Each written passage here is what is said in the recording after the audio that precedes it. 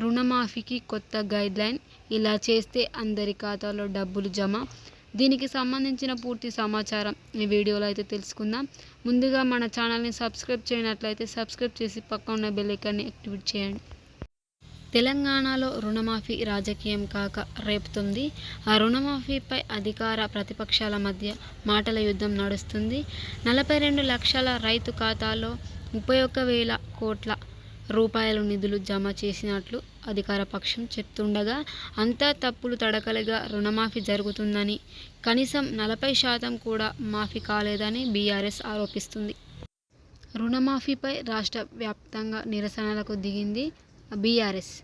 చాలా గ్రామాల్లో రైతులు కూడా బ్యాంకుల దగ్గర ఆందోళనలు చేస్తున్నారు.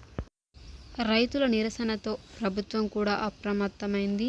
నష్ట నివారణ చర్యకు దిగింది. బ్యాంకర్ల తప్పుల కారణంగానే రుణమాఫీ ప్రక్రియ కొంత ఆలస్యం జరుగుతుందని వ్యవసాయ శాఖ మంత్రి తుమ్మల నాగేశ్వరరావు చెప్పారు.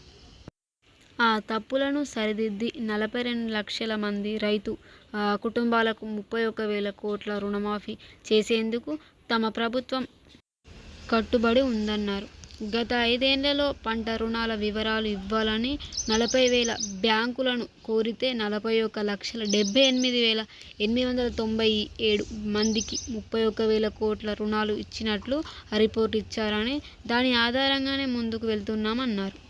24 కోట్ల రిటర్న్ వచ్చాయని తెలిపారు.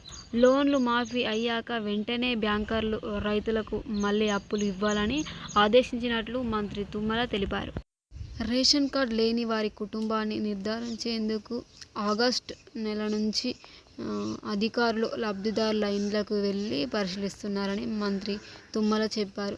సాంకేతిక కారణాలతో మాఫీ కాని రైతుల ఇండ్లకు కూడా వెళ్లి ఏం జరుగుతుందో తెలుసుకున్నట్లు చెప్తున్నారు.